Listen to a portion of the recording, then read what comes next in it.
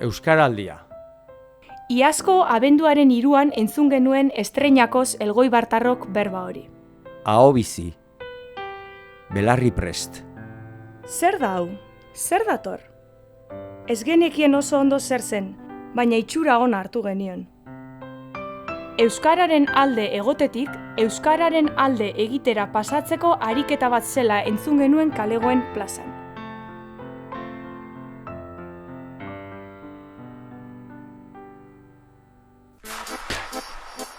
Zazpi hilabete eman zituen Elgoibarko Euskaraldia taldeak, Euskaraldia zer zen azaltzen, herriko elkarte eta erakundei. Zenbat hitzordu, zenbat batzar, zenbat azalpen. Udako oporren ondoren, irailaren 21 aurkeztu genuen Elgoibarko 11koa.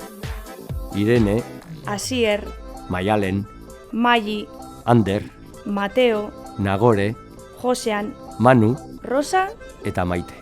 6 ahobizi eta 5 belarri prest. Eta Euskaraldia lokala ere egun berean zabaldu genuen San Frantzisko kalean. Lokalarekin batera zabaldu genuen Euskaraldia ariketan izena emateko epea ere. Jendea izena ematera animatzea izan zen hurrengo zeregina. Jendea izena ematera animatzeko orduan, Elgoibarko elkarte eta erakundeek izugarrizko garrantzia izan dute. 55 elkarte eta erakundek egin dute bat Euskaraldia ariketarekin. Eta horietatik 51 haien 11koak ere osatu zituzten. Jendea izena ematen hasi zen poliki-poliki. 600, Bueno, 800, ondo, 1200, oso ondo. 1600, Espero genuenaren bikoitza. eta azkenean 1804 lagunek eman dugu izena Elgoibarren. Masa. 1256 ahobizi izan dira, eta 518 belarri prest. Halako batean heldu zen azaroaren 23a, zorioneko eguna, ariketari ekiteko eguna. Goizean goiz jarri genituen txapak paparrean, baina hasierako ekitaldia Malako parkean egin genuen.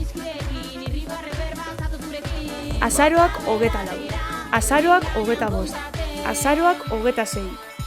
Eta hala 11 egun, bata bestearen atzetik, hizkuntz ohiturak aldatzeko ariketarekin norgehiagokan. Baina hasiera guztiek daukate amaiera bat, eta Euskaraldia ariketak ere badu berea. Azaroaren 23an hasitakoak, abenduaren 3an izan zuen amaiera.